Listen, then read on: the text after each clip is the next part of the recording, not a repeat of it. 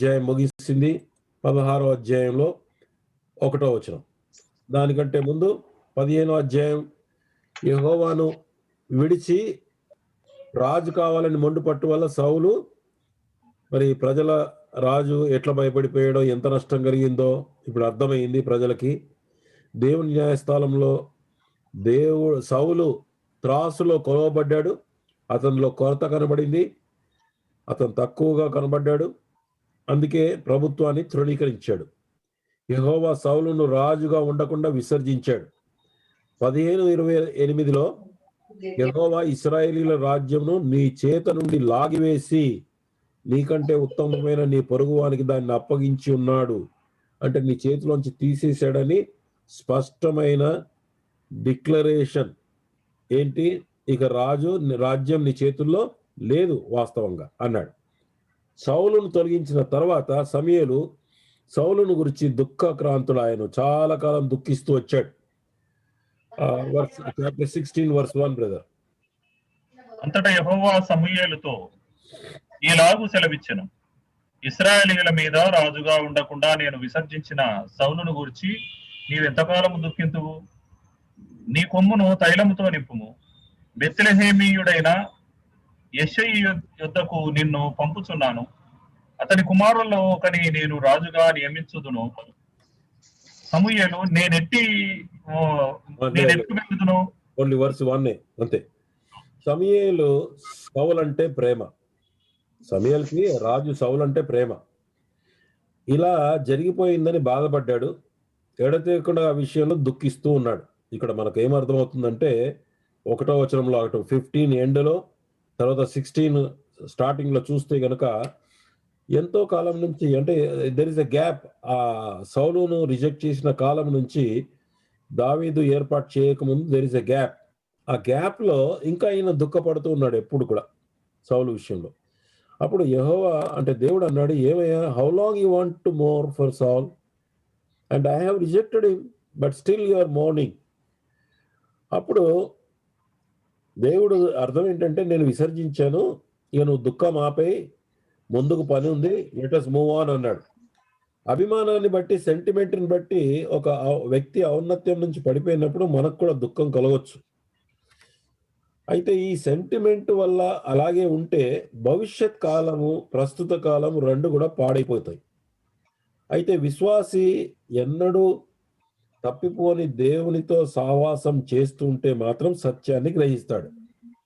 అంటే ఒకవేళ దేవుడు తృణీకరించిన సహవాసం దేవునితో చేస్తూ ఉంటే మరి దేవుడు మాట్లాడతాడు. అంతేకాదు, మన ఇంట్లో ఏదో జరిగిపోయింది, జరగరానటువంటి సంఘటన జరిగిపోయింది, నష్టం జరిగిపోయింది, వ్యక్తి చనిపోయాడు, అలాగే దుఃఖిస్తూ దుఃఖిస్తూ దుఃఖంలో మునిగి ఉండేదానికంటే కొంతకాలం తర్వాత, అంటే ఇట్లాంటి విచారకరమైన సంగతులు జరిగినప్పుడు నొప్పి, బాధ, డిసప్పాయింట్మెంట్, నిరాశ, నిస్పృహ ఏ వచ్చినా కొంతకాలం, ఒక 10-15 రోజులో, ఒక నెల రోజులో ఆ సంగతిని బట్టి చింత తర్వాత మానేసి మనం ముందుకెళ్ళాలి. ఎలాగా? దేవుడు ఎలాగో తీసుకెళ్తాడో దేవుని దగ్గర విచారించాలి. జాన్ కర్సన్ ఏమంటాడంటే, ఒక సహోదరుడు, if I stay in the past problem or past disappointment or the past hurt, I will miss present move, it is guaranteed. అంటే ఒకవేళ నేను గతంలో జరిగినటువంటి విషాదం గూర్చి కానీ, గత సమస్య గూర్చి కానీ, గతంలో జరిగిన నిరాశను గూర్చి కానీ చింతిస్తూ నిలిచిపోతే గనక ప్రస్తుతం దేవుని కదలికను తప్పనిసరిగా కోల్పోతాం. గతం విషయంలో మనం మునిగిపోతే గనక తర్వాత ఏమన్నాడంటే, if I'm focused on the past, if I'm caught up in the past, if I'm thinking about past, if I'm over analysing the past, I will miss the move of the Holy Spirit for the present moment.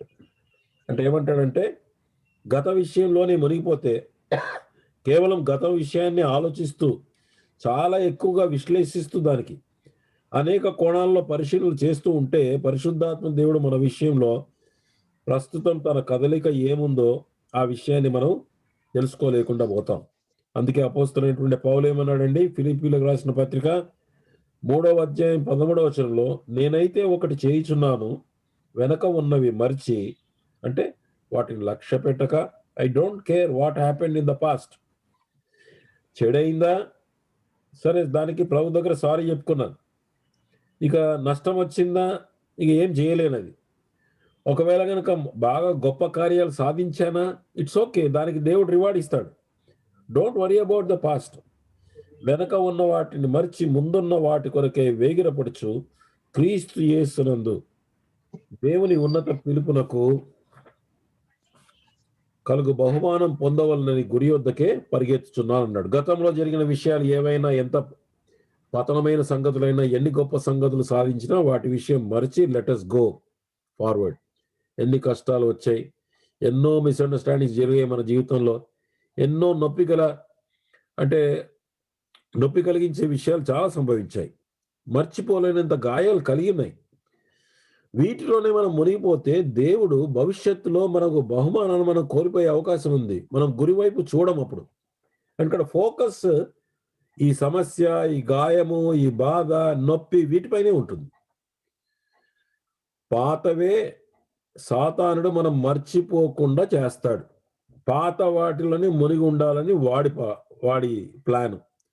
మనం కృంగుతూ ఏడుస్తూ గడపాలని వారు కోరుతాడు. అట్లా మన దృష్టి గురి నుంచి తొలగించి వాడు ఆ విషయంలో సక్సెస్ అవుతాడు.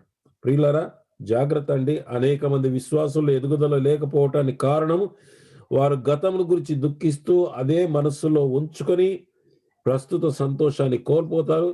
గురి తప్పటంతో భవిష్యత్తు బహుమానాలు కూడా కోల్పోయే అవకాశం చాలా ఉంది. ఇక్కడ సమయలు 16:1 యెహోవా సమయల్ని ఏమంటున్నాడు, ఇంకా నువ్వు దుఃఖపడ్డం ఆపేయి.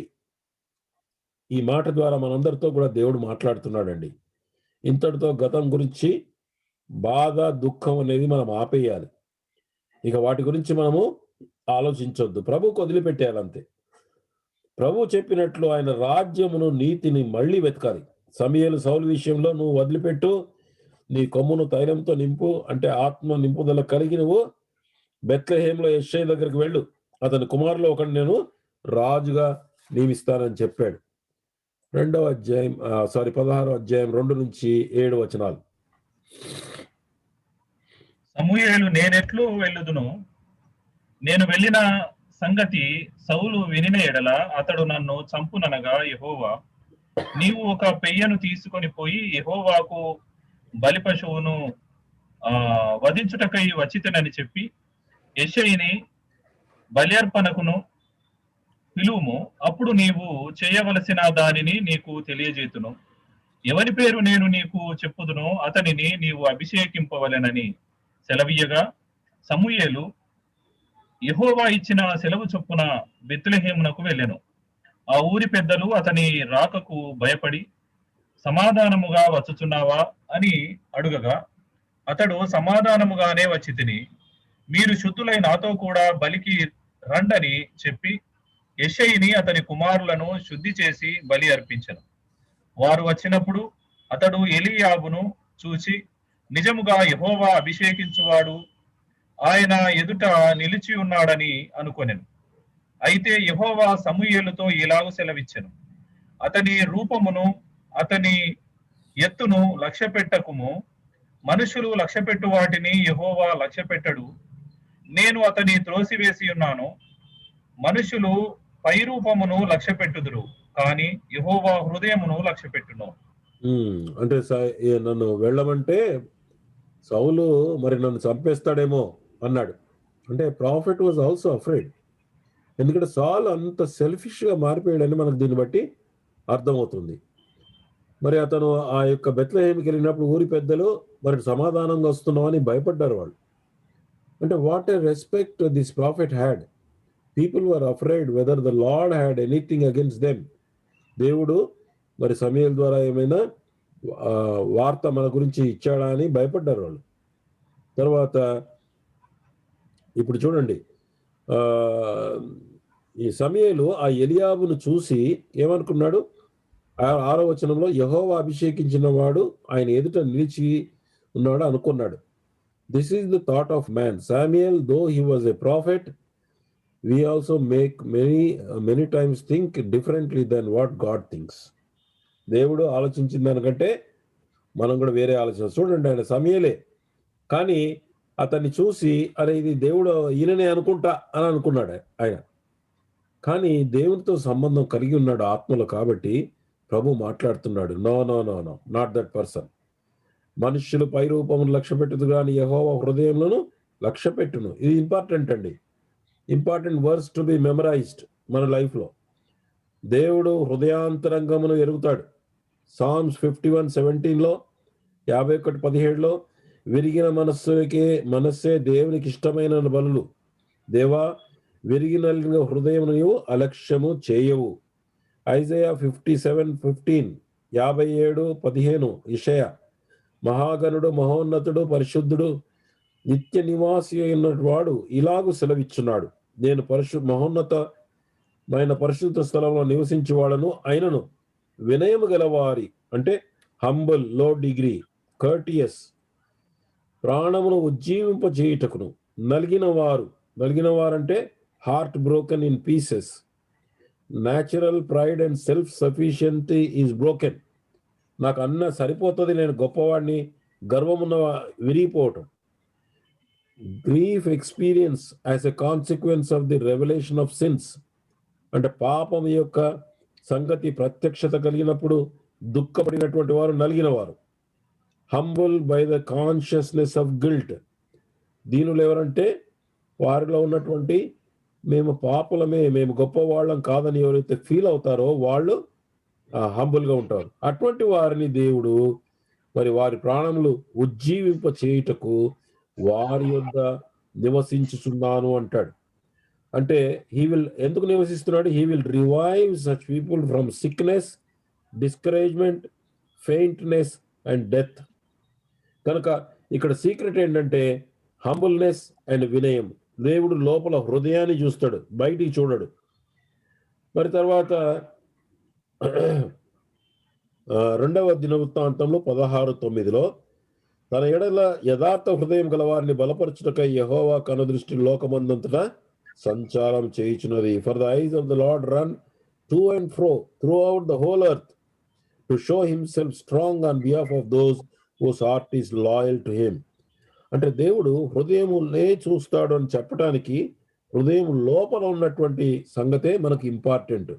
మనం గుర్తుపెట్టుకోవాలి, దేవుడు పై రూపాన్ని చూడడు, మన పైవేషాన్ని చూడడు, మనం చేసే ఆచారాలని చూడడు. కానీ హృదయం లోపల ఆత్మతో సత్యంతో ప్రభువుని వెతికితే గనుక అట్టి వారిని బలపరచడానికి ఆయన యొక్క కనుదృష్టి ఎప్పుడు సంచారం చేస్తుంది. ఇక స్త్రీల విషయం మాట్లాడితే ప్రావర్బ్స్ 31:30లో, అందము మోసకరము, సౌందర్యము వ్యర్థము, యెహోవా యందు భయభక్తులు కలిగిన స్త్రీ కొనియాడబడును అని అంటాడు. ఇక 1 పీటర్లో ఏమంటాడంటే, సాధువైనట్టు మృదువైనటువంటి గుణమును అక్షయాలంకారములు మీ హృదయపు అంతరంగ స్వభావము మీకు అలంకారముగా ఉండాలి. అంటే వెలుపల జడలు, బంగారు నగలు ఇవి కాకుండా, అంటే అవి అలంకారంగా ఉండొద్దు మీకు, అంటే అవి అసలు వేసుకోవద్దని కాదు అక్కడ అర్థం. కంపారిటివ్గా హృదయం లోపల అంటే జెంటిల్ స్పిరిట్, క్వైట్ స్పిరిట్. అంటే what is gentle and quiet? In a given situation keeping one's heart undisturbed and quiet, అంటే పీసబుల్. అంటే పరిస్థితి కనుక మరి అకస్మాత్తుగా కష్టం వచ్చినా కానీ కదిలిపోకుండా అన్డిస్టర్బ్డ్గా ఉండటం అని, అటువంటి హృదయం కలిగి ఉండాలని, అది దేవుని దృష్టికి మిగుల విలువ కలిగింది అన్నాడు. కనుక అంతరంగాన్ని దేవుడు చూస్తాడు, మనం కూడా అదే అభ్యాసం చేయాలి. 8వ వచనం నుంచి 13వ వచనం. యెషయి అబీనాదాబును పిలిచి సమూయేలు ఎదుటికి అతన్ని రప్పింపగా అతడు యెహోవా ఇతని కోరుకొన లేదనెను. అప్పుడు యెషయి షమ్మాను పిలువగా అతడు యెహోవా ఇతనిని కోరుకొనలేదనెను. యెషయి తన 7 కుమారులను సమూయేలు ఎదుటికి పిలువగా సమూయేలు యెహోవా వీరిని కోరుకొనలేదని చెప్పి, నీ కుమారులందరూ ఇక్కడ ఉన్నారా అని యెషయిని అడగగా అతడు, ఇంకనూ కడసారి వాడు ఉన్నాడు, అయితే వాడు గొర్రెలను కాయుచున్నాడని చెప్పెను. అందుకు సమూయేలు, నీవు వాని పిలువనంపించుము, అతడిక్కడికి వచ్చు వరకు మనము కూర్చుందామని యెషయితో చెప్పగా అతడు వాని పిలువనంపించి లోపలికి తోడుకొని వచ్చెను. అతడు ఎర్రని వాడును, చక్కని నేత్రము గలవాడును, చూచుటకు సుందరమైన వాడునై ఉండెను. అతడు రాగానే, నేను కోరుకున్నవాడు ఇతడే, నీవు లేచి వానిని అభిషేకించుమని యెహోవా సెలవీయగా, సమూయేలు తైలపు కొమ్మును తీసి వాని సహోదరుల ఎదుట వానికి అభిషేకము చేసెను. నాట నుండి యెహోవా ఆత్మ దావీదు మీదికి బలముగా వచ్చెను. తరువాత సమూయేలు లేచి రామాకు వెళ్ళిపోయాను. డేవిడ్ అనాయింటెడ్ యాజ్ కింగ్, దావీదుని మరి రాజుగా అభిషేకించాడు. దావీదు ఆ వయసు 13-14 సంవత్సరాలు అయి ఉండొచ్చు సుమారుగా. గొలియాతుని చంపే సమయానికి బహుశా మరి 16 నుంచి 20 సంవత్సరాల వరకు అని అంటారు. సో ఈ గ్యాప్ మధ్యలో ఉండొచ్చు, ప్రాపర్ కరెక్ట్గా ఎస్టిమేషన్ అనేది తెలియదు. So it could be from 16 to 20 అని, ఇక్కడ 13-14. ఎందుకంటే సౌలు దగ్గరకు వచ్చినప్పుడు మనకు తెలుగులో బాలుడు అని ఉంటుంది, కానీ ఇంగ్లీష్లో యువర్ యూత్ అని రాసింది కాబట్టి 16. సో ప్రస్తుతం అయితే అతను 13-14 సంవత్సరాల వయసు అతనికి మొదటి అభిషేకం కలిగినప్పుడు.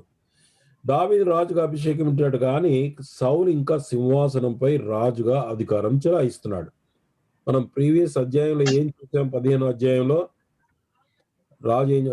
దేవుడు ఏం చెప్పాడు? నీ యొక్క రాజ్యము నువ్వు త్రోసివేయబడ్డావు, you are no more king in my eyes అన్నాడు.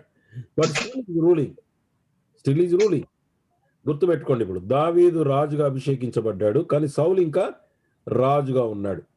సో దాని అర్థం ఏంటంటే, ఈ కాలంలో అంటే దీన్ని పోలిస్తే గనక యేసుక్రీస్తు ప్రభువు కూడా దేవుడు మరి నిర్ణయించినటువంటి రాజు యాజకుడైనటువంటి క్రీస్తు వారు ప్రజల పక్షాన మరణం పొంది సజీవుడుగా తిరిగి లేచి మత్తయి 28:18 పరలోకమందును భూమి మీదను నాకు సర్వాధికారం ఇవ్వబడింది అని డిక్లేర్ చేశాడు. అయితే సాతానుడు ఇంకా లోకాన్ని పరిపాలన చేస్తున్నాడు. లోకమును సాతాను యొక్క చేతుల్లోంచి విడిపించాడు యేసు ప్రభు. అందుకే నేను లోకమును జయించాను అంటే అర్థం ఏంటంటే, లోకములో ఉన్నటువంటి ప్రజలందరినీ నేను జయించాను. బట్ సాతానుడు మాత్రం ఇంకా వాడు పరిపాలన చేస్తున్నాడు, అధికారం చెలాయిస్తూ ఉన్నాడు.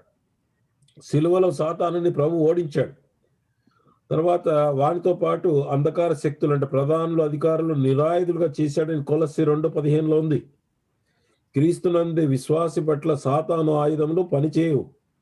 ఎప్పుడైతే క్రీస్తు విజయంతో మనం విశ్వాసం ఉంచి ఆయన విజయాన్ని మన పట్ల అన్వయించుకుంటామో, we can claim the victory of Jesus triumphant on the enemy. ప్రతి మనుష్యుని లేక పడిపోయినటువంటి విశ్వాసం అంటే లోకములో ఉండేటటువంటి అవిశ్వాసిని, పడిపోయినటువంటి విశ్వాసం కూడా మనం స్పెసిఫిక్ పేరుతో ఐడెంటిఫై చేసి, యేసు ప్రభువా ఫలానా వ్యక్తిని సాతాను యొక్క శక్తి నుంచి విడుదల చేయి, ఎందుకంటే you are already got the victory అని చేయాలి.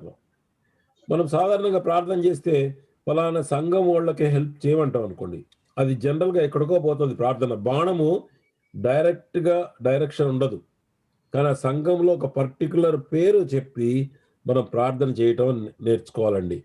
Don't make general prayers will not be so clearly answered. That's why we can't see the answer. We don't know. దేవా మా దేశంలో అనేక మంది మరి అడ్డుపడుతున్నారు అని అన్నాం అనుకోండి, ఇట్స్ అగైన్ ద షాట్ అంటే బాణం అనేది కేంద్రం గురికి పోవట్లేదు. కనుక మనం ప్రార్థన చేసినప్పుడు గురి పెట్టి ప్రార్థన మనం చేయాలి. అలాగే మన విషయానికి వస్తే గనక మనను కూడా దేవుడు విశ్వాసంలోకి వచ్చిన తర్వాత రాజులుగా, యాజకులుగా యేసుక్రీస్తు రాజ్యంలో చేర్చుటకు మనము రక్షణ పొందాం. అంటే క్రీస్తునందు విశ్వాసం ద్వారా దావీదు వలె సంపూర్ణతలోనికి తర్ఫీదు పొందుతున్నాం. ఇప్పుడు దావీదు వెంటనే రాజసింహాసనం ఎక్కలేదు, కానీ ఆ సమయంలో ఏమవుతుంది, తర్వాత దినాల్లో సౌలు చంపడానికి ట్రై చేశాడు దావీదును. సౌలు అనుదినం అతను వెతికినను దేవుడు సౌలు అతని చేతికి అప్పగించలేదు. అయితే ఆ కాలంలో శ్రమల ద్వారా, ఓర్పు ద్వారా, విశ్వాసముతో దేవుని వెంబడించడం ద్వారా అతన్ని రాజుగా పరిపూర్ణతలోనికి దేవుడు తర్ఫీదు ఇస్తూ వచ్చాడు. రాజు ఆల్రెడీ చేశాడు, కానీ సౌలు ఇంకా రూల్ చేస్తున్నాడు. క్రీస్తు రాజుగా డిక్లేర్డ్ అయిపోయాడు, ఆల్రెడీ అభిషేకించబడ్డాడు, అందుకే క్రీస్తు అనే పేరు వచ్చింది. కానీ సాతానుడు ఇంకా పరిపాలన చేస్తున్నాడు. మనము కూడా విశ్వాసంలోకి వచ్చినప్పుడు మనం కూడా దేవుని యొక్క ఆత్మచేత అభిషేకం పొందిన వాళ్ళము అయినా ఇంకా మనం రాజ్య యొక్క సింహాసనాన్ని ఇంకా పొందుకోలేదు. మనం ఎలాగైతే దావీదు శ్రమల ద్వారా, ఓర్పు ద్వారా, విశ్వాసంతో వెళ్తూ వచ్చాడో, మనము కూడా విశ్వాసం ద్వారా, ఓర్పు ద్వారా శ్రమలు అనుభవిస్తూ మరి దేవుడు పిలిచినటువంటి ఆ యొక్క పిలుపులోనికి, అంటే మనము యాజకులుగా ఏర్పాటు చేశాడు కదా, పరిపూర్ణతలోనికి నడిపించడానికి మనము మరి ఒక యాజకుడిలాగా ఇతరుల కొరకు ప్రార్థన చేస్తూ, వారి కొరకు మనం ప్రయత్నాలు చేస్తూ, ఇప్పుడు దావీదు ప్రజల కొరకు యుద్ధం చేశాడు ఆ మధ్య కాలంలో.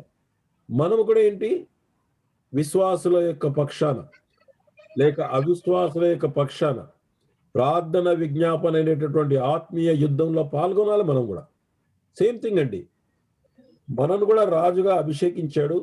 సౌలు దావీదును అభిషేకించాడు, క్రీస్తును అభిషేకించాడు. సాతానుడు రూల్ చేస్తున్నాడు. దావీదును అభిషేకించాడు, సౌలు రాజుగా ఉన్నాడు. ఇంకా మనను కూడా దేవుడు అభిషేకించాడు, కానీ ఇంకా మన టైము రాలేదు. ఇంకా సాతానుడు మనకు వ్యతిరేకంగా పనిచేస్తున్నాడు. వాడిని ఎదుర్కొంటూనే, వాడి యొక్క పన్నాగాలు ఎదుర్కొంటూ దేవుని శక్తి ద్వారా మనం తప్పించబడుతూ రావాలి. తప్పిస్తాడు కూడా దేవుడు. ఇక్కడ రాసింది, సౌలు చేతికి దేవుడు అతనిని అప్పగించలేదు, అలాగే మనల్ని కూడా సాతాను చేతికి దేవుడు అప్పగించాడు. ఎందుకంటే మనల్ని పిలిచిన వాడు నమ్మకమైన వాడు, అంతం వరకు దావీదును కాపాడినట్లు మనం కూడా కాపాడుతాడు. సో ఇక్కడ దావీదు యొక్క విషయాన్ని, దావీదు సౌలు ఎట్లా కంపారిజన్ ఉందో అలాగే మనం కూడా మన విషయంలో కూడా అలాగే కంపారిజన్ ఉంది. క్రీస్తు విజయము సాతాను యొక్క ప్రభావం నుంచి విడుదల మనం చెయ్యవచ్చు. చూడండి, మనం ఇండివిజువల్ గా, వ్యక్తిగతంగా పేరు పెట్టి ప్రార్థన చెయ్యాలని చెప్పాను. స్పెసిఫిక్ పేరుతో ఐడెంటిఫై చేసి ప్రార్థన చేయాలి. సాతాను ప్రభావం నుంచి విడుదల చేయొచ్చు. ప్రార్థన క్రీస్తు విజయాన్ని మనం వారికి ఆపాదించాలి. అంటే ఏం చెప్పాలి? దేవా, సాతానును ఓడించావు, లోకంలో అందరినీ విడిపించినావు, విజయం సంపాదించావు, కాబట్టి ఫలానా వ్యక్తిని సాతాను యొక్క ప్రభావం నుంచి, సాతాను యొక్క బంధకం నుంచి విడుదల చేయదేవా, క్రీస్తు యొక్క విజయాన్ని నేను కోరుకుంటున్నానని చెప్పి మనము ప్రార్థన చేస్తే గనక అట్టి వారిని సాతాను యొక్క బంధకంలో నుంచి, చీకటి నుంచి విడుదల మనం చేయవచ్చు. అయితే వాడిని విడిచిపెట్టినా సాతానుడు మొండేవాడు, విడిచిపెట్టాడు. అంటే మొదట విడిచిపెట్టచ్చు, కానీ మళ్ళీ తర్వాత వెంటబడతాడు. కనుక మనం ఏం చేయాలంటే, అట్టి వ్యక్తి పూర్తిగా సెటిల్ అయ్యే వరకు మనం ఫాలో చేస్తూ రావాలి. ప్రార్థన విడిచిపెట్టొద్దు. అయిపోయింది, ఇంకా ఆ వ్యక్తి రక్షణ పొందాడు, ఇంకా అంతా అయిపోయిందని అనుకోకూడదండి. అనుకోకుండా మనము మరి ఆ విషయంలో మనము కంటిన్యూస్గా ఫాలో అప్ చేస్తూ రావాలి. రక్షణ పొందిన వ్యక్తికి అయితే వెంటనే ఆ వ్యక్తిని దేవుని యొక్క వాక్యంలోనికి నడిపించాలి, సహవాసంలోనికి నడిపించాలి.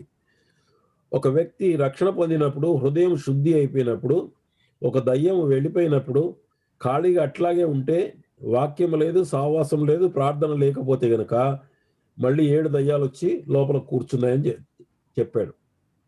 ప్రభువే చెప్పాడు ఈ విషయాన్ని. అంటే అర్థం ఏంటంటే, ఆ వ్యక్తిలో మనం హృదయంలో వాక్యాన్ని మనం నింపుతూ రావాలి. ఆ వ్యక్తి రక్షణ పొందటానికి వాడుకున్నటువంటి వ్యక్తి యొక్క బాధ్యత ఏంటంటే, ఆ రక్షణ పొందినటువంటి వ్యక్తిని దేవునిలో సంపూర్ణతను నడిపించే వారికి చివరి వరకు కూడా వారి కొరకు పోరాడాలి, ప్రార్థన చేయాలి, శ్రమపడాలి వారి గురించి. ఎలా దావీదైతే ప్రజల కోసము శ్రమ పడుతూ వచ్చాడో, అలాగే మనం కూడా మరి ప్రజల కోసం మనము శ్రమ పడుతూ రావాలి. ఇక 14 వచనం చూడండి, 16-14. యెహోవా ఆత్మ సౌలును విడిచిపోయి, యెహోవా యుద్ధ నుండి దురాత్మ ఒకటి వచ్చి అతని విరపింపగా. ఈ విషయం మనం అర్థం చేసుకోవాలి. పాత నిబంధన కాలంలో దేవుడు అవసరాన్ని బట్టి దేవుని ఆత్మను అనుగ్రహించేవాడు. మనము న్యాయాధిపతుల గ్రంథంలో చూసాం చాలాసార్లు. దేవుని ఆత్మ ఆయన వారి మీదకి దిగి దేవుని పని, దేవుని యొక్క చిత్తాన్ని నెరవేర్చుకున్న తర్వాత అక్కడి నుంచి మళ్ళీ తిరిగి వెళ్ళిపోయేవాడు. ఇప్పుడు క్రీస్తునందు విశ్వసించినటువంటి విశ్వాసులకు దేవుడు ఆత్మ చేత మనం ముద్రించబడ్డాం. ఆయన అంతరంగంలో నివసిస్తాడు. రోమన్స్ 8:9. కానీ పాపము చేసినప్పుడు ఆత్మ దేవుడు మనల్ని విడిచిపెట్టాడు. కానీ పరిశుద్ధాత్మ దేవుడు దుఃఖపరచబడతాడు. దేవుని పరిశుద్ధాత్మను దుఃఖపరచకుడి విమోచన దినం వరకు ఆయన యందు మీరు ముద్రింపబడి ఉన్నారని ఎఫెసీ 4:30లో ఉంది. ఇంకొక విషయానికి వస్తే గనక ఆత్మను ఆర్పకుడని 1 తెస్సలోనిక 5:19లో ఉంది. పరిశుద్ధాత్మ దేవుడు అగ్నితో పోల్చబడ్డాడు. అంటే మండే అగ్నిని ఆర్పివేయుట. అంటే పరిశుద్ధాత్మ దేవుడు సర్వసత్యంలో నడిపిస్తాడు. ఆయన చిత్తము దేవుని చిత్తములు తెలిసిన వాటిని చేయకపోతే, అంటే విషయాలు మన చేతుల్లోకి తీసుకొని మన ఇష్టానుసారంగా చేసినప్పుడు ఆత్మను చల్లార్చేటటువంటి పరిస్థితి మరి అవకాశం ఉందండి. కాబట్టి మనం పరిశుద్ధాత్మ దేవుని యొక్క ఆయన ఆత్మను చల్లార్చకుడి అన్నాడు. అయితే ఆత్మ చేత నింపబడటం అంటే ఏంటో అది మళ్ళీ ఇంకొకసారి సందర్భం వచ్చినప్పుడు చూస్తాం.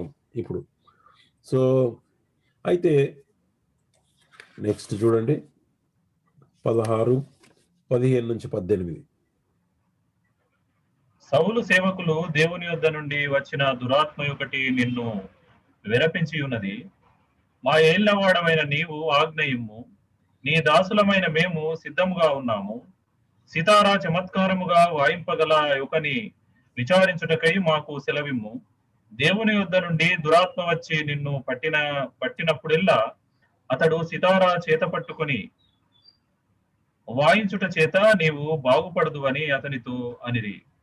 సౌలు బాగుగా వాయింపగల యుకని విచారించి నా యుద్ధకు తీసుకొని రండని తన సేవకులకు సెలవీయగా వారిలో ఒకడు, చిత్తగించుము, బెత్లెహేమీయుడైన యెష్షయి యొక్క కుమారులలో ఒకని చూచి తిని, అతడు చమత్కారముగా వాయింపగలడు. అతడు బహు శూరుడును, యుద్ధశాలియు, మాట నేర్పరియు, రూపసియునై ఉన్నాడు. మరియు యెహోవా వారికి తోడుగా ఉన్నాడనగా. చూడండి దావీదు యొక్క బయోడేటా ఎంత బాగుందో.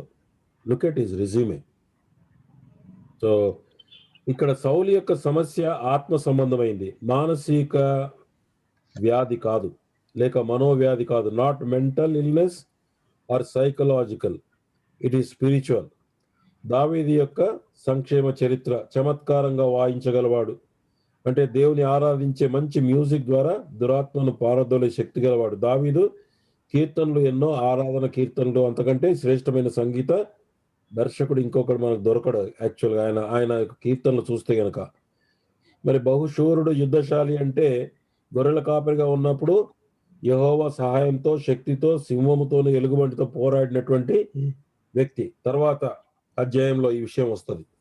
మాట నేర్పరి తర్వాత చరిత్రలో ఎంత జాగ్రత్తగా మాట్లాడాడో మనకు అర్థమవుతుంది. రూపసి చాలా అందమైన వాడు, వెలుపల మాత్రం కాదు, అతని ప్రేమ, ఆప్యాయత గల మాటలు, దేవుని గణపరచు మాటలు అతనిలోని అంతరంగం యొక్క సౌందర్యాన్ని చూపిస్తాయి. యెహోవా వానికి తోడుగా ఉన్నాడు. అన్నిటికంటే ముఖ్యమైన లక్షణం ఇది. మరి విశ్వాసులకు అవిశ్వాసులకు కలిగినటువంటి ముఖ్యమైన తేడా ఇదే. దేవుడు మనకు తోడుగా ఉండుట. మరి దావీదు మ్యూజిక్ లో దేవుని ఆరాధించి యుద్ధంలో మరి యెహోవా తోడుగా ఉండుట వల్లనే వాటన్నిటిపై విజయాన్ని సాధించాడని మనకు అర్థమవుతుంది. కాబట్టి మరి తనకు అప్పగించబడినటువంటి బాధ్యతను కూడా చాలా నమ్మకంగా నెరవేర్చగలిగాడు. కాపరిగానే అనేకమైనటువంటి పాఠాలు నేర్చుకుంటూ ఇటు లక్షణాలతో దావీదు దేవునిచే ఏర్పాటు చేయబడి సౌలుకు సేద తీర్చుటకు రాజు యొక్క భవనం కోర్టులోనికి. ఇప్పుడు దేవుడు యొక్క ప్లాన్ ఏంటంటే దావీదును సౌలు యొక్క కోర్టు అంటే ఇన్ ద సెన్స్ సభ, రాజకీయ వ్యవహారాలు, రాజ్య పరిపాలన ఉండే సంగతులను అనుభవంలోనికి రావటానికి దావీదును తీసుకొచ్చాడు. 19వ వచనం నుండి 21 దాకా. సౌలు యెష్షయి యుద్ధకు దూతలను పంపి గొర్రెల యొద్ద ఉన్న నీ కుమారుడైన దావీదును నా యొద్దకు పంపుమనెను. అప్పుడు యెషై ఒక గార్ధబము మీద రొట్టెలను ద్రాక్షారసపు తిత్తిని ఒక మేకపిల్లను వేయించి తన కుమారుడైన దావీదు చేత సౌలు నొద్దకు పంపెను.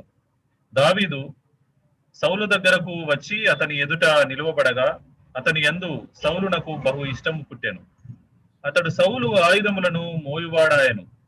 దావీదు కూడా అంతటా సౌలు అంటే బహు గౌరవం. ఇంకొక విషయం మనం చూడొచ్చు తర్వాత. దావీదు కూడా సౌలు అంటే చాలా గౌరవం. అయితే సౌలు ఇష్టపడ్డాడు ముందు, తర్వాత వ్యతిరేకించాడు, ద్వేషపడ్డాడు. కానీ తర్వాత సౌలు గొప్ప వీరుడుగా, పొడుగ్గా, అందంగా ఒక హీరోలా కనబడ్డాడు దావీదుకి. ఈ సమయంలో అదే 13, 15 సంవత్సరాల వయసు ఉండొచ్చు అన్నాను. ఆ తర్వాత తనను ద్వేషించిన కూడా సౌలును గౌరవించాడు, ప్రేమించాడు. దావీదు యొక్క ప్రత్యేకత అదే. చివరి వరకు అతనంటే మరణం తర్వాత కూడా దావీదు సౌలు పట్ల గౌరవము ఎప్పుడు ఉన్నట్లుగా మనము చూస్తాం ఇక్కడ 22, 23 వచనాలు. అంతటా సౌలు దావీదు నా అనుగ్రహము పొందెను గనుక అతడు నా సముఖమందు సేవ చేయుటకు ఒప్పుకొనుమని యెషయికి వర్తమానం పంపెను. దేవుని యొద్ద నుండి దురాత్మ వచ్చి సౌలును పట్టినప్పుడెల్లా దావీదు సితారా చేత పట్టుకొని వాయింపగా దురాత్మ అతనిని విడిచిపోయెను. అతడు సేదదీరి బాగాయెను. పాత నిబంధన విశ్వాసులకు, ఇప్పుడు క్రీస్తునందు విశ్వాసులకు పరిశుద్ధాత్మ అనుభవంలో తేడా చెప్పేశాను ఇందాక. అది ఎక్స్ప్లెయిన్ అయిపోయింది. దావీదులో ఉన్నటువంటి పరిశుద్ధాత్మను బట్టి సౌలులో ఉన్న దురాత్మను వెళ్ళగొట్టాడు. కేవలం మ్యూజిక్ వల్ల కాదండి ఇది. డోంట్ థింక్ ఈరోజు కూడా మ్యూజిక్ వాయిస్తే దురాత్మలు పోతాయని అనుకోవద్దు. కానీ పరిశుద్ధాత్మ దేవుని ద్వారా, అతనిలో ఉన్నటువంటి పరిశుద్ధాత్మ దేవుడు మరి దేవుని యొక్క ఆరాధన కీర్తన ద్వారా అతనిలో ఉన్నటువంటి దురాత్మలను పంపించేశాడు. దావీదులో ఉన్నటువంటి వాటి ద్వారా జరిగింది. ఎందుకంటే క్రీస్తు జాన్ 6:63లో నా మాటలు ఆత్మయు జీవమై ఉన్నాయి అన్నాడు. కనుక పరిశుద్ధాత్మ శక్తి ఆ మాటలలో, దేవుని యొక్క మాటల్లో ఉన్నటువంటి పరిశుద్ధాత్మ శక్తి దురాత్మను తోలివేశాడు. So spiritual healing comes by prayer in the name of Lord. యేసుక్రీస్తు ప్రభువారు, ఇక మనము దురాత్మలను పారదోలే విషయానికి జస్ట్ క్లారిఫికేషన్, 70 మంది శిష్యులను ఏర్పాటు చేసి వారు పంపినప్పుడు లూకా 10:9లో ఏ పట్టణంలో అయినా ప్రవేశించినప్పుడు అక్కడ ఉన్నటువంటి రోగులను స్వస్థపరచుడి, దేవుని రాజ్యం మీ దగ్గరకు వచ్చినదని వారితో చెప్పండి. రోగుల్ని స్వస్థపరచాలి, దేవుని రాజ్యం కూడా దాని విషయం కూడా చెప్పాలి. ఇద్దరేసి చొప్పున పంపించాడు ప్రతి గ్రామానికి. తర్వాత ప్రభు నామమున దయ్యములను వెళ్ళగొట్టారు వాళ్ళంతా కూడా. మార్కు 9లో ఒక మూగ దయ్యమును శిష్యులు వెళ్ళగొట్టలేకపోతే శిష్యులు ఏకాంతంగా ప్రభువుని అడిగినప్పుడు ఇది జటిలమైనటువంటి దురాత్మ కనుక ఉపవాసమును ప్రార్థన వల్లనే కానీ మరి దేని వలన ఈ విధమైనది వదిలిపోవటం అసాధ్యం అన్నాడు. నమ్మిన వారి మార్క్ 16:17లో నమ్మిన వారి వలన ఈ సూచక్రియలు వెంబడించును, ఏమనగా నీ నామమున దయ్యములను వెళ్ళగొట్టుదురు, రోగుల మీద చేతులుంచినప్పుడు స్వస్థత నొందుదురు. కాబట్టి అయితే ఒక జాగ్రత్త వహించాలి ఇక్కడ. అపోస్తుల కార్యం 19వ అధ్యాయంలో మరి పౌలు విశేషమైన అద్భుతాలు చేస్తూ వచ్చాడు. మరి అప్పుడు అక్కడ ఉన్నటువంటి మాంత్రికులు, కొందరు దేశ సంచారులు మాంత్రికులు ఏం చేశారంటే, మరి ఈ పౌలు ప్రకటించినట్టుగా యేసు పేరిట వాళ్ళు ఉచ్చాటన చేస్తూ వచ్చారు. చేసినప్పుడు ఆ దయ్యంలో పట్టిన వారి మీద మరి ఆ దయ్యంలో వాళ్ళు ఏం చేశారంటే, యూదుడైన స్కెవయను ఒక ప్రధాన యాజకుని కుమారులు 7 అలాగు చేయిచుండిరి. అందుకు ఆ దయ్యం, నేను యేసుని ఎరుగుదును, పౌలును కూడా ఎరుగుదును, కానీ మీరెవరని అడగగా ఆ దయ్యం పట్టిన వాడు ఎగిరి వారి మీద పడి వారిలో ఇద్దరిని లొంగదీసి గెలిచాను. అందుచేత వారు దిగంబరులై గాయం తగిలి ఆ ఇంటి నుంచి పారిపోయి. మొట్టమొదట ఈ దురాత్మలను వెళ్ళగొట్టాలంటే రక్షణ పొందిన వ్యక్తి అయి ఉండాలి. తర్వాత ఆ పరిచర్యలో పాల్గొనాలంటే ఆ విశ్వాసి దావీదు వలె యథార్థపరుడు, పరిశుద్ధాత్మ చేత నింపబడి పవిత్రంగా జీవిస్తున్న వ్యక్తి ఉపవాసము, ప్రార్థన ద్వారా కేవలం యేసునామననే వెళ్ళగొట్టగలం. ఎందుకంటే శిలువపై క్రీస్తు సాతానును, వాడి యొక్క ప్రధానులను, అధికారులను ఓడించాడు. కాబట్టి లీగల్గా ప్రతి దురాత్మ యేసునామమున పారిపోవాలని రాయబడి ఉంది. కనుక ఇప్పుడు దీంతో ఈ యొక్క సెషన్ ముగిసిపోయింది.